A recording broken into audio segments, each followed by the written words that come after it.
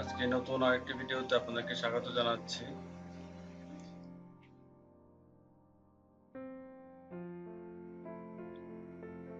এই ছোট্ট ডিজাইনটি ওয়েট অন ওয়েট প্রসেসে করা। এটি খুবই সহজে একটি টেকনিক।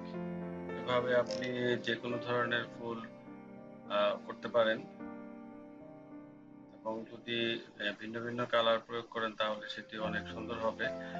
প্রথমে আমি আমার ব্রাশে একটু বেশি করে রং নিয়ে আমি ফুলের যে নিচের দিকে যে শেপটি আছে সেটি দিয়ে দিয়েছি। তারপর ধীরে ধীরে কালার অ্যাপ্লাই করছি।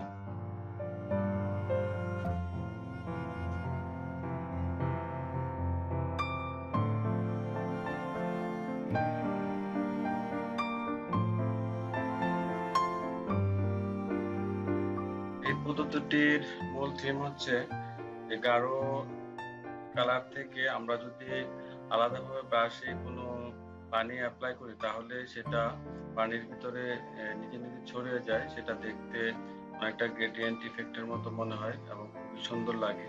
শুকানোর পর এটা কালারগুলো আস্তে আস্তে ডার্ক হয়।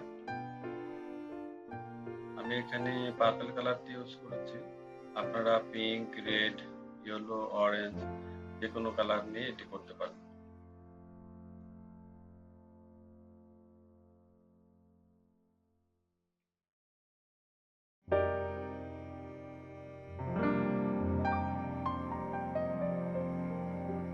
গাছের পাতার ডিটেলস আঁকার জন্য আপনারা 0 অথবা 00 টুলটি ব্যবহার করতে পারেন, তাহলে খুব সুন্দরভাবে আপনারা গাছের ডিটেলস আঁকতে পারবেন।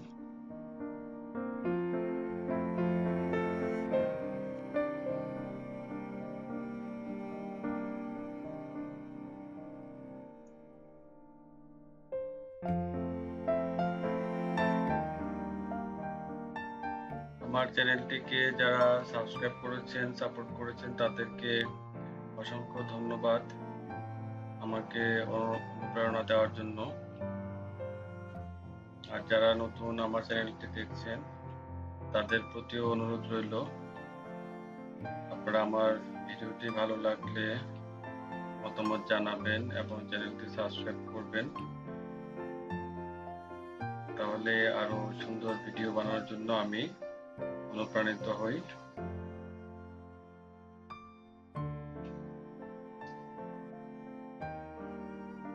আপনারা ইন্টারনেট থেকে বা গুগল থেকে অনেক ধরনের ফুলের ডিজাইন দেখতে পারেন, যেগুলো নিয়ে নিজেরা কালার অ্যাপ্লাই করে চর্চা করতে পারেন, তাহলে সেগুলি আস্তে আস্তে আপনার দক্ষতা বৃদ্ধি পাবে এবং আমাদের ফেসবুক গ্রুপে আপনি পোস্ট করতে পারেন, যাতে অন্যান্য ডিজাইনাররা আপনার জল রং ডিজাইনটি দেখতে পায় এবং আপনার ডিজাইনের উপর মতামত দিতে পারে। এটা আপনার জন্য, আপনার ডিজাইনের উন্নতির জন্য খুবই ভালো হবে।